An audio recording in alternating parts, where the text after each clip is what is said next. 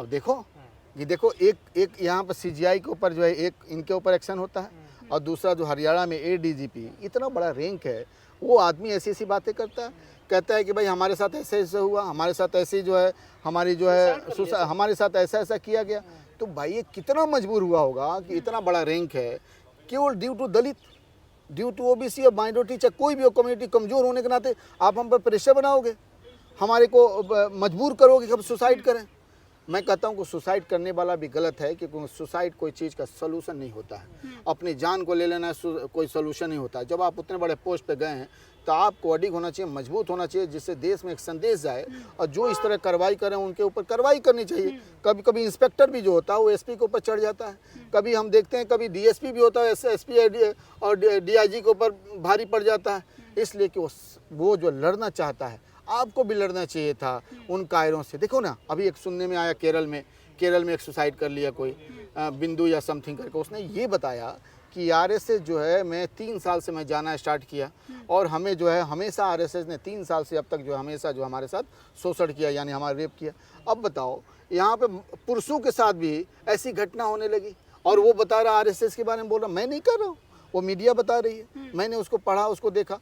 तो बताइए कि ये इस तरह का ऑर्गेनाइजेशन कल देश में जो दंगा फसाद और इस तरह की बातें करते थे, हिंदू मुस्लिम बांटने, मंदिर मस्जिद को बात करते थे, आज जो पता चला कि सखाओं में लोगों की रेप भी हो रही है। सर लगातार पिछले दिनों से घटनाएं देखने को मिलती है। अगर दलित राष्ट्रपति होता तो उसे मंदिर में नहीं जाने दिया जाता है, दलित सीजीआई होता तो उसके ऊपर जूता फेंक दिया जाता है, दलित आईपीएस होता है तो उसका जातिगत उत्पीड़न होता है। तो क्या दलित होना इस देश में अपराध हो गया? देखिए, मैं नहीं कहूँगा कि कोई हिंदू मुस्लिम चाहे ब्राह्मण और दलित ये सब की बात है, एक मानसिकता है, एक सोच है। इस तरह के सोच को लोगों ने डेवलप कर दिया है कि अपर कास्ट है या लोअर कास्ट है, मिडिल कास्ट है। इस चीज़ को कब डेवलप होगा, कब खत्म होगा? जब एजुकेशन का लेवल स्तर बढ़ेगा, उसके साथ साथ लोगों को रोज़गार का होगा, इकोनॉमिक सृजन होगा, बाकी चीज़ें होगी। जब होगा तो लोग इससे हट के होगा डेवलपमेंट की बात करेंगे। कल मैं किसी पूजा पत्ती में गया था, तो वहाँ पे गया था, तो मुझे इससे कोई प्रभाव नहीं पड़ता, टीका चाहे पूजा में कहीं जाने से, मैं सबको बराबर धर्म समझता हूँ। मैं वहाँ गया तो मैं देखा कि मैक्सिमम ब्राह्मण बच्चे थे, ब्राह्मण बिरादरी के बच्चे थे पूजा में।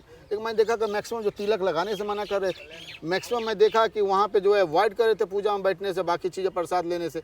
तो मैं ये नहीं कहता कि तुम प्रसाद ना लो, तिलक ना लो, चाहे कुछ ना करो। मैं देख रहा हूँ कि आने वाले समय में युवाओं का जो है माइंड किस तरह से सेटअप चेंज हो रहा है। तो यानी जो बढ़ेगा पढ़ेगा, वो बढ़ेगा, जो जिसको इकोनॉमिकली मजबूत होगा वो जो बाकी चीज़ को निवारण करना भी जानेगा। यानी कि दलित बिरादरी और ओबीसी माइनॉरिटी को भी एजुकेशन की तरफ अपने आप को प्रसार करनी चाहिए, जिससे इकोनॉमिकली मजबूत हो, बाकी चीज़ मजबूत हो, जिससे कि समाज में उनको भी एक समानता महसूस हो, और जो ऊपर हैं उनको भी समानता महसूस हो, और वो समाज जो मजबूत हो। एक ये भी कारण होनी चाहिए। लेकिन इसके बावजूद भी अगर कोई दलित, मुस्लिम, माइनॉरिटी और बाकी ओबीसी जान के अगर उसको दबा रहा है, उसको ओवरटेक कर रहा है, तो मुझे लगता है कानून व्यवस्था चरमरा गई है, और इस कानून व्यवस्था को ऐसे देश में राष्ट्रपति शासन लागू होनी चाहिए।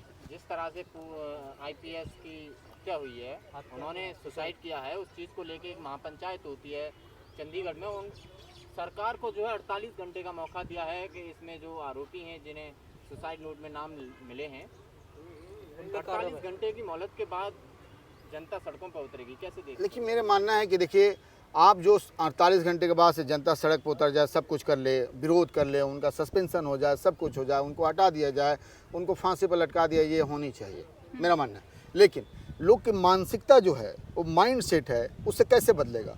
उसको बदलने के लिए सरकार की माइंड सेट को बदलनी होगी, सरकार की सोच की बदलनी होगी, उसकी कार्य पद्धति को बदलनी होगी, और उसके नेताओं में जिस तरह से योगी और बाकी जैसे लोग हैं जो औरतों के ऊपर, बाकी के ऊपर जो इस तरह से करते हैं, और माइनॉरिटी और बाकी लोग कहते हैं कि भाई उनको खत्म कर। सुनो, अरे पहले सुन ले भाई, सुन ले।